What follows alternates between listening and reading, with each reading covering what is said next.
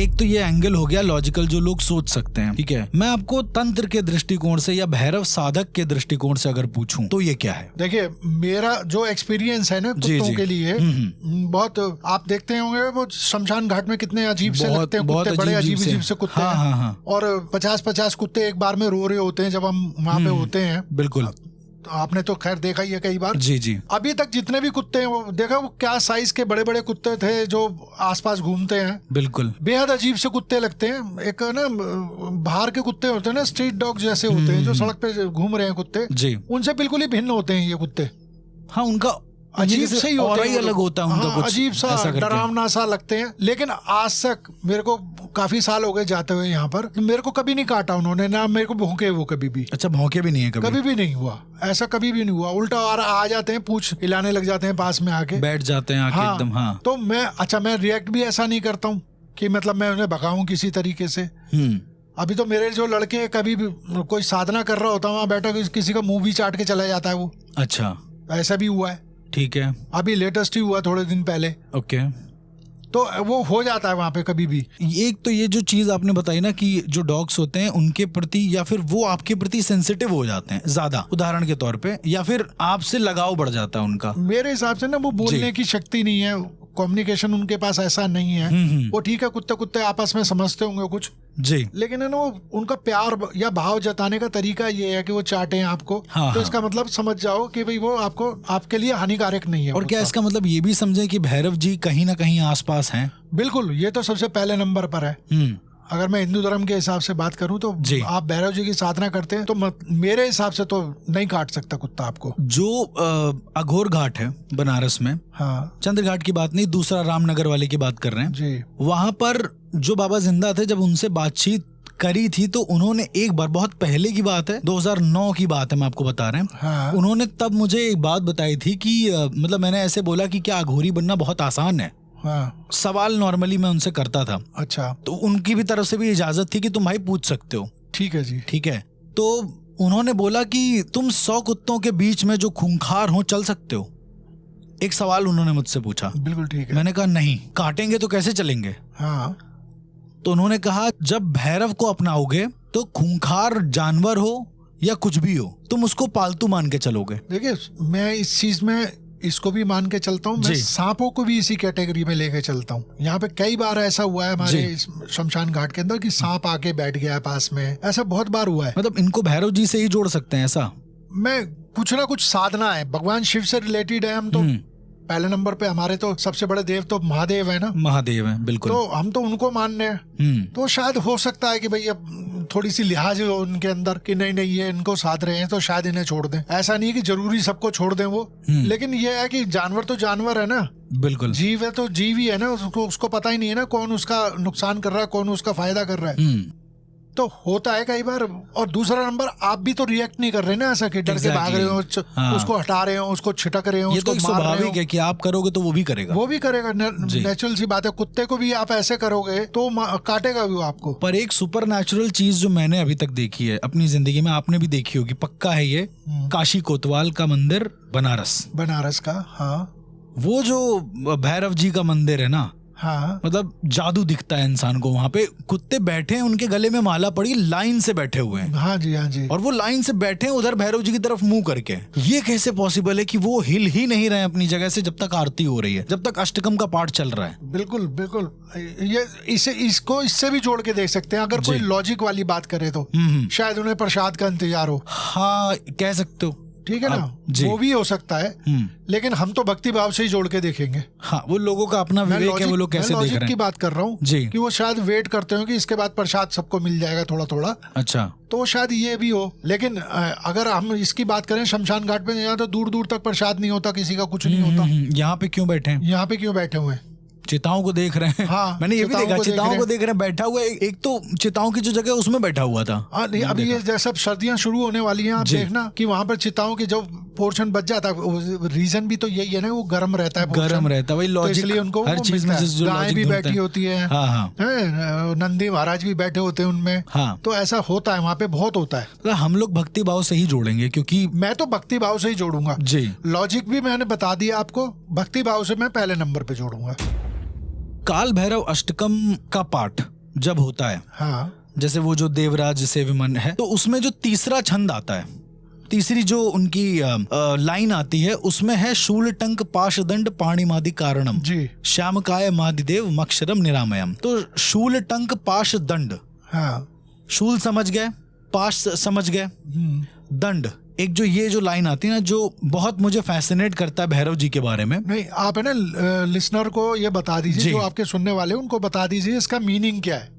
तो ये बेसिकली भैरव जी के स्वरूप का वर्णन है कि उनके हाथ में क्या क्या है, जो उनकी 4 भुजाएं हैं उनमें वो क्या क्या लिए हुए हैं, ये उनके स्वरूप का वर्णन है बेसिकली। कि त्रिशूल है उनके हाथ में, एक हाथ में पाश है, एक हाथ में दंड है, इस तरह से जी। तो मैं ये पूछना चाहता हूँ कि जो दंड होता है बेसिकली, अब मैं थोड़ा तंत्र के मामले में आपसे थोड़ा सा गूढ़ जाऊंगा कि दंड का बेसिकली क्या महत्व है। दंड से मतलब वो जो उनके पास में, हाँ, जो डंडा, बिल्कुल बिल्कुल ठीक है। हम तो ये कहते हैं कि वो दंड से ही हमारे कमर पे ठोक देने एक बार, तो हमारे को आशीर्वाद मिल गया, प्यार से ऐसा करके। हाँ, हम बोल देते हैं आपस में कि भाई भैरव जी का तेरे को डंडा पड़ गया ना, तेरे को अकल आ जाएगी, अकल आ जाएगी, हाँ, ठीक है। तो हमारे लिए तो वो एक आशीर्वाद स्वरूप है, बिल्कुल, ठीक है। और जो शत्रु हैं, जो कहते हैं ना धर्म की किसी तरीके से अनादर करने वाले हैं, उनके लिए दंड है वो पूरा। पर मतलब क्या तंत्र में इस दंड का अपना एक महत्व होता है, मतलब बिल्कुल साधक के लिए? देखिए, हर एक चीज के लिए हर एक का एक, जो भी अस्त्र उनके पास है, जो खप्पर है उसका भी पूरा वो है, जो उनके हाथ में तलवार या कटार बनाई जाती है वो उनका भी अपना महत्व है, दंड का भी अपना महत्व है, ठीक है ना। ये सब कुछ होता है, तो हर एक का अपना अपना काम है। डिपेंड करता है ना कि हम अगर गलती कर रहे हैं तो हमारे लिए वही नुकसानदायक है, और अगर हम उनकी साधना में लगे वही हमारे लिए आशीर्वाद है। ठीक है। जैसे अघोरियों के जो अपने चीजें होती हैं, इंस्ट्रूमेंट्स होते हैं, हाँ जी, हर एक चीज का पर्टिकुलर मंत्र है, ठीक है। चिमटे का अलग मंत्र है, आसन का अलग मंत्र है, ठीक है। क्या भैरव जी का जो दंड है, मैंने देखा है कुछ ऐसे साधकों को जो एक दंड रखे रहते हैं भैरव जी के पास में, क्या वो सिद्ध मंत्र से बना हुआ एक दंड होता है या फिर बस केवल शो ऑफ के लिए रख दिया? देखिए, वो एक, जैसे आपने देखा होगा धुने में चिमटा होता है, त्रिशूल होता है, त्रिशूल रखा होता है, उसमें बहुत कुछ बंधा होता है, सम्मान के लिए कि भाई आपका ये शस्त्र है, ये आपके सामने हमने रखा है, समर्पित करते हैं। हाँ, समर्पित करते हैं। इसका यूज नहीं है, जो साधक है उसको यूज करने की इजाजत नहीं है, मतलब आम इंसान उसको उठाएगा नहीं। अगर मैं मान लो कोई चिमटा अपने पास रखता हूँ, कोई त्रिशूल अपने पास है, वो मेरा अपना इंडिविजुअल है, वो भगवान के आगे नहीं रखना मेरे को, ठीक है। लोग ने भगवान के आगे रखा हुआ देते हैं आजकल, रख देते हैं, वो नहीं करना चाहिए। वो एक समर्पण है कि भाई कोई खप्पर होता है तो ऐसा होता है ना कि खप्पर एक बाबा के लिए खप्पर है जी, उसे आप यूज नहीं कर सकते। हाँ हाँ, वो उसमें वही खाना खाएंगे, वही सारी चीजें करेंगे। जो गुरु है या जो आपके भगवान है, जिसमें वो खा रहे हैं आप भी उसी में खा रहे हो, ऐसा तो नहीं हो सकता ना। तो एक सम्मान के लिए आपको उनका अलग रखना है। क्योंकि आजकल एक नया ट्रेंड चला है, वो लोग भैरव दंड सबको देते हैं, मैं नाम नहीं लूंगा किसी का, पर वो लोग भैरव दंड, सिद्ध किया हुआ भैरव दंड दे रहे हैं करीबन 60,000 70,000 रुपए का, और वो बोल रहे हैं अपने घर में रखोगे तो नेगेटिविटी। उसमें क्या है, एक दंड बना हुआ है, उसके ऊपर एक स्कल लगा हुआ है, और भैरव जी का उसमें मतलब मंत्र लिखा हुआ है ऐसे घूम घूम के। वो तो कुछ भी आप है ना, उसको देखिए, वो कुछ भी बना सकते हैं आप, और आराम किसी को भी बेच सकते हैं आप। वो डिपेंड करता है आपकी दुकानदारी कितनी अच्छी है। अब ये वही आप वाला कैसे है सजा के दे सकते हो। तो क्या ये काम करता है? मेरे हिसाब से कोई काम नहीं करता है। ऐसा कहीं विधान नहीं लिखा है कि आप ऐसा तैयार करके आप इसे बेचोगे। कहाँ पे लिखा है? कहीं है तो मेरे को बताइए, कौन से शास्त्र में? मतलब इस एपिसोड के एंड में आते आते मैं आपसे बस ये पूछना चाहूंगा, आपका टेक जानना चाहूंगा कि जो भैरव साधक हैं या जो भैरव जी को मानने के लिए एक अपना पाथ जो है चूज करना चाहते हैं, जिस तरह से उन्होंने ये सारी चीजें सुनी, उनका बेसिक क्या होना चाहिए पहला, और दूसरा क्या नहीं करना चाहिए? एक ही एक है, सिर्फ एक ही एक है, किसी तरह का पाखंड ना करें, ना फैलाएं, बस नॉर्मल आप जितना गुरु द्वारा बोली गई है, गुरु ने आपको बताया है, उतनी ही साधना करें आप, उसी के हिसाब से, उनके मार्ग के हिसाब से चलते रहें। आप अपने आप को कभी डॉक्टर ना समझें, किसी को कहे कि मैं ये ठीक कर दूंगा, मैं इसकी ये हील कर दूंगा, ऐसा किसी चक्कर में ना पड़े। देखिए, अगर मैं मान लो किसी को बुलाता हूँ ना कि कभी कि भी आप आओगे तो ये चीज हो जाएगी, तो उसके जरिए ही कराता हूँ। बिल्कुल बिल्कुल, देखा है मैंने, ठीक है ना। मैं ये नहीं कहता कि मैं करूंगा, भैया आप आए, मेरे को सिर्फ विधि पता है, मैं विधि करवा रहा हूँ आपसे। बिल्कुल, वो विधि कर लीजिए आप, और आप अगर हो सका तो ठीक हो जाएगा, नहीं हो सका तो नमस्ते है। तो हम तो ये चीज को, इस चीज में बिलीव करते हैं, ये नहीं है कि हम ठीक कर देंगे, हम ये कर देंगे, हम वो कर देंगे, वो कुछ नहीं है। तो इसलिए पाखंड ना करा जाए और ना ही इस चीज को अपनाया जाए। तो ये था राम अशोक जी का बेसिकली एक वास्ट पर्सपेक्टिव भैरव जी के ऊपर, विद्याओं के ऊपर, और किस तरह के लोग ढोंगी आजकल बन रहे हैं भैरव साधक एक तरीके से, जो अपने आप को सो कॉल्ड भैरव साधक कहते हैं। मुझे मतलब ऐसा लगता है कि जब भैरव जी की बात आती है ना तो आधे लोग डरते हैं। जैसे मैंने अभी एपिसोड में बताया कि मेरे घर पे भी भैरव जी रखे थे, तो बहुत सारे जो लोग हैं कह रहे हैं अरे ये तो शमशान में रखे जाते हैं, आप ऐसे कैसे रख दे रहे हो। एक तो ये जो नियम कायदे कानून बनाए गए हैं ना, ये मुझे बड़े अजीब से लगते हैं। मतलब आपको कैसा लगता है कि यार ये क्या, मतलब अगर ऐसे नहीं करेंगे तो पूजा होगी ही नहीं क्या भगवान की? कहने का मतलब ये है। हम लोग विद फैमिली उज्जैन गए थे, और उज्जैन महाकाल के पास भैरव भगवान का बड़ा फेमस एक मंदिर है, और काल भैरव का। हाँ। काल भैरव का, और लोग वहां जाते ही जाते हैं। और काल भैरव वहां मंदिर में एक बड़ी अजीब सी चीज है कि वहां चढ़ावे में दारू चढ़ाई जाती है जी। तो हम लोगों ने एक विस्की की बोतल ली और उसको ये मेरा लाइफ का मुझे लगता है one of the most weird experiences में से एक था, क्योंकि समस्या क्या है कि वो प्रसाद आपको ग्रहण भी करना है। बिल्कुल। अब अपने को तो कोई दिक्कत नहीं है, लेकिन जिंदगी में पहली बार हमने अपनी मम्मी को भी एक ढक्कन में दारू चखाई, उन्होंने चखी। मतलब झक मार के, क्योंकि प्रसाद है बोल के उन्हें चखना पड़ा। बिल्कुल बिल्कुल। तो ये मतलब अगर कोई ऐसा कहता है कि एंटिटी घर पे नहीं रखी जा सकती, तो समवेयर अ काइंड ऑफ, मतलब मुझे शायद लगता है कि लॉजिकल है। मतलब ये एंटिटी को शायद, सॉरी एंटिटी इस इन देव को, इस भगवान को, आई मीन जो उनका पूजने का तरीका है, शायद वो एक आम गृहस्थ के लिए नहीं है। अब कह सकते हो, लेकिन खैर मेरे यहाँ तो रखा हुआ है, मेरे मम्मी भी पूछती हैं। आप भी दारू चढ़ाते हो? नहीं, घर पे दारू नहीं चढ़ाते। कहने का मतलब भैरव भगवान स्थापित हैं, पूजा पाठ होती है, उनकी कई तरीके भी है ना पूजा करने के। आप तामसिक पद्धति क्यों अपनाओ? पद्धति की वजह से भगवान को आप क्यों तामसिक करे दे रहे हो?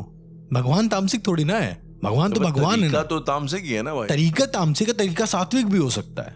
कहने का मतलब ये है, जैसे गणेश जी का अघोर गणपति जो रूप है उसमें तामसिक पद्धति यूज होती है। गणेश जी का जो नॉर्मल स्वरूप होती है ना, क्योंकि वो डेटी भी अपने आप में तामसिक है। मान सकते हैं जब आप तामसिक पद्धति यूज करोगे, तामसिक मंत्र यूज, जैसे मैंने आपको बताया ना, मंत्र के हिसाब से देवताओं का प्रारूप चेंज होता है। तो जब आप मंत्र चेंज करोगे, अघोर गणपति का आप कोई मंत्र रखोगे तो वो प्रॉपर तामसिक उसके लिए होगा और उन्हीं की प्रतिमा के लिए होगा बेसिकली। लेकिन जो भैरव जी हैं वो सात्विक भी पूजे जाते हैं, वो तामसिक भी पूजे जाते हैं, वही मैं आपको बता रहा हूँ। और उनका स्वरूप नहीं चेंज होता है, लेकिन दिक्कत ये है। खैर चलिए, ये तो अब ऐसे टॉपिक है, इसमें कोई कुछ भी कर लेता है, तो कहीं ना कहीं से उसका जस्टिफिकेशन निकल आता है। बहरहाल मैं जहाँ पे गया तो मुझे बताया तो यही गया था कि इनको, क्योंकि मैंने कहा यार क्या भाई मिठाई उठाई लेते हैं, चढ़ाते हैं, तो उन्होंने साफ मना कर दिया कि नहीं, अगर चढ़ाना है, अगर आपकी इच्छा चढ़ाने की, वरना तो चले जाओ, चढ़ाओगे तो दारू चढ़ाओगे। तो मैंने कहा चलो यार, अपना अपना ट्रेडिशन है। तो ये तो आप एक मंदिर में गए हो ना, केवल उज्जैन के। जब आप काशी में मंदिर में जाओगे तो वहां पर ऐसा नहीं, वहां पर लड्डू चढ़ाए जाते हैं। वही मूर्ति है। कह रहा हूँ कि इंडियन वो सबके अपने अपने तरीके हैं कुछ ना कुछ चीजें करने। जैसे आपने वो प्रथाओं का बताया था। अब आप, लेकिन जैसे फॉर एग्जांपल इसका वाइज वर्सा, अगर आप कल की तारीख में किसी भी हनुमान मंदिर में जाएं जी और आप वहां पे दारू लेके चले जाएं, तो मुझे नहीं लगता शायद कोई स्वीकार करेगा उस चीज को, ये बोल के कि तामसिक भी हैं सात्विक भी हैं। तो मतलब ये मेरा कंफ्यूजन है, मैं वैसे नहीं कर, मैं आपसे नहीं, हनुमान जी का भी एक वर्जन एग्जिस्ट करता है जो कि तांत्रिक और डार्क है। बिल्कुल करता है, 100%। हर डीटी का एक वर्जन एग्जिस्ट करता है। ऐसा सभी का मानना है, जितने भी लोग जान रहे हैं तंत्र को, उन सबको पता है और उन सबके ऊपर चढ़ता है वो चीजें। भैरव जी का तामसिक वर्जन या सात्विक वर्जन इसलिए अलग अलग से एग्जिस्ट नहीं करता है क्योंकि वो खुद में एक ऐसी एंटिटी जो रुद्र के रूप में है। हनुमान जी भी रुद्र हैं, ऐसा नहीं है, बट हनुमान जी का जो एक प्रारूप है, जो उनकी एक जो भूमिका अभी तक बनाई गई है हनुमान जी की, वही है। हम ये नहीं कह रहे उससे चेंज है, बट अगर मंत्रों को चेंज कर दोगे तो शायद वो चीजें भी चेंज हो जाए कहीं ना कहीं से। तुम्हें पावर उतनी मिले बट एक तामसिक रूप में मिले, ऐसा करके। मुझे ऐसा लगता है कि भैरव जी इकलौते एक ऐसे भगवान है जो दोनों तरह से पूजे जा सकते हैं अगर आप पूजना चाहें। क्योंकि मैंने राम अशोक जी के यहाँ देयर आर पीपल जो आते हैं जी, वो उन लोगों को मंत्र बोलते हुए सुना है। वो बहुत आराम से मंत्र बोलते हैं और आम जीवन, एक तो गृहिणी जो आती हैं वहां पर अपना काम वाम करती हैं, तो वो भी ये मंत्र का उच्चारण करती हैं आराम से। तो इसका मतलब ये थोड़ी ना कि वो मांस चढ़ा रही हैं, उनको जाकर दारू चढ़ा रही हैं। वो अपना भैरव जी बैठे हुए हैं जहाँ बैठना है उनको, वो भी एक भगवान की श्रेणी में अपना पूजा पाठ करके चली गई वहां से, ऐसा करके। इससे एक बड़ी अजीब सी चीज याद है यार, मैं आपको बताऊं। जो हमारे गांव का घर है वहां पे एक शख्स थे जो मतलब इवेंचुअली उनको हम लोगों ने मतलब घर पे एक तरीके से गोद ले लिया। अच्छा। तो हमारे घर पे वो एक तरीके के कारीगर थे, तो मतलब वो शायद अपने गाँव से कहीं से भाग के आए थे, वो परमानेंटली हमारे गाँव में आके बस गए थे। तो बहुत साल पहले उन्होंने हमारे दादाजी से कुछ काम मांगा, उन्होंने मिस्त्रीगिरी का काम दिया, तो तब से उन्होंने मिस्त्रीगिरी का ही काम शुरू किया और हमारे घर में रहने लगे। अच्छा। शादी करी ना बच्चे किए, हमेशा से हमारे यहाँ रहे। और उनकी एक बड़ी अजीब सी आदत थी, मैंने एक बार उनका नोटिस किया था, ये शायद आप मुझे बताइएगा कितना सही कितना गलत जी। वो कुछ खंडित मूर्तियों का कुछ करते थे पूजा पाठ। जब पहली बार खंडित मूर्तियों का जिक्र किया था तो मेरे जहन में उनकी फोटो आई थी, लेकिन मैंने कभी बात करी नहीं। Okay. तो वो एक तरीके से आप समझो कि एक बार मैं गया, देखा हमारे घर के नीचे उनका कमरा ऐसा था और वो एक सर की पूजा कर रहे थे। मतलब मूर्ति थी लेकिन उसका धड़ नहीं था, सिर्फ सर था। Okay. जब मैंने मतलब बाद में कभी एक बार बातों में बात हुई यार कि आप ये कौन सा, तो वो उन्होंने कहा कि वो राहु केतु में से आई थिंक राहु है ना जो सर है। अच्छा। तो राहु की पूजा कर रहे थे और क्योंकि राहु को शांत करना था, ऐसा वैसा। ये मैंने आज तक कभी नहीं सुना। मैंने भी नहीं सुना। उसके बाद उस टाइम में मैंने अब क्योंकि छोटे तो हमने बात सुन के अनसुनी कर दी या इसी दिमाग से काफी स्ट्रेंज। कौन है ये? अभी मतलब करते हैं क्या? उनकी डेथ तो बहुत पहले हो गई। बहुत ज्यादा बुजुर्ग थे वो, मेरे दादाजी के जमाने में आए थे काम करने के लिए। तो लेकिन वो ये करते थे और वैसे भाई एकदम दारूबाज, नशेबाज, गांजेबाज, जितने नशे सारे बाज। लेकिन पूजा पाठ उनका डेली ये था कि राहु की पूजा करनी। और सबसे बड़ी बात, सबसे फन पार्ट, वो मुस्लिम थे। उसके बावजूद ये बहुत ही एक अजीबोगरीब सा कॉन्सेप्ट था। बट आपने बोला तो ये उनकी आस्था आउट ऑफ नोवेयर कैसे जग गई, मतलब इन सब चीजों से अगर मैं पूछूं तो? हमारे जो हम लोग का गाँव है बेसिकली वो दूनागिरी मंदिर के रास्ते में। दूनागिरी मंदिर हमारे गाँव में है। अच्छा। तो इन जनरल थोड़ा धार्मिक माहौल तो है वहाँ पे। अच्छा। और धार्मिक माहौल के साथ साथ थोड़ा ये वाला माहौल। मैंने आपको बताया शायद एक किताब जो बड़ी हिट है, ऑटोबायोग्राफी ऑफ योगी। यस। तो उनके जो योगानंद जी महाराज थे, उनका आश्रम हमारे गांव में 60s के जमाने से। ओके। तो मतलब तब से हमारा गांव स्पिरिचुअली बड़ा, हमारा जो एरिया है एक्टिव रहा है। तो मतलब काफी फॉलोइंग भी तगड़ी होगी वहाँ पे। अरे भाई हमारे वहाँ पे बीटल्स आ चुके हैं, रजनीकांत आया हुआ है उस आश्रम में, सचिन वचन आ चुके हैं। तो मतलब वो है जाना माना, लेकिन उसको थोड़ा लोग बताते नहीं ताकि मतलब ना वो सीक्रेट सोसाइटी टाइप के लोगों की। अच्छा। तो मुझे मतलब ऐसा लगता है ना कि कुछ ऐसे भगवान का भी नहीं कह सकते, कुछ ऐसे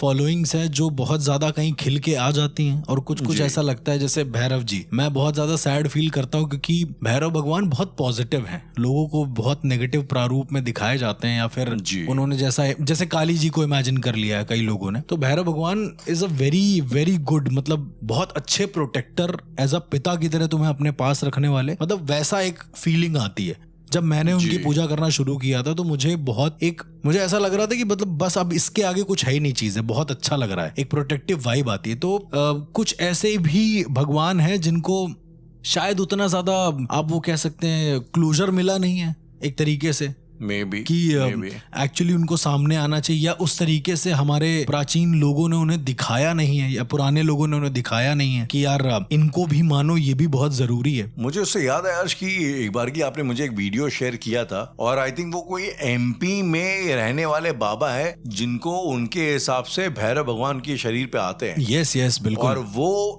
आप भी उस चीज को एक्सेप्ट करते हो कि हाँ ये जेन्युइन आदमी है। बिल्कुल इनके ऊपर वाकई में आते हैं। नहीं, भैरव बाबा नहीं आते हैं, भैरव बाबा का कुछ अंश या उनका कोई गण आ सकता है, ऐसा मान सकते हैं, क्योंकि वो भैरव बाबा के सामने होते हैं। वो प्रिटेंड ऐसे करते हैं कि मतलब मैं आपको बताता हूँ, जब मैं पहली बार मैंने देखा ना, तो सामने आग में दारू चढ़ रही है उनके मुंह से, मतलब निकल रही है वो। ये लेजिट कोई भी देख सकता है जाके, या वीडियो में देख लो या कैसे भी। अब ऐसा तो है नहीं इंसान अपने पेट में दारू भर के रखे और मुंह से निकाल रहा है, ये तो पॉसिबल ही नहीं है। तो वहां पर जाकर एक्चुअली फील हुआ कि ये जो भैरव जी के साधक हैं बहुत तगड़े, और वो करीब 15 साल से इस चीज को कर रहे हैं, तो काफी पुराने। एंड बाय द वे, एक जो अब तक के मैं सबसे खतरनाक और सबसे अच्छे भैरव साधक से मिला हूं, उनको आप भी जानते हैं, वो है राम अशोक जी, जिनके बारे में भी हम लोगों ने पूरा जाना। तो भैरव भगवान की उपासना शायद हम सभी को फलित करती है अगर हम उसे सही तरीके से करते हैं तो।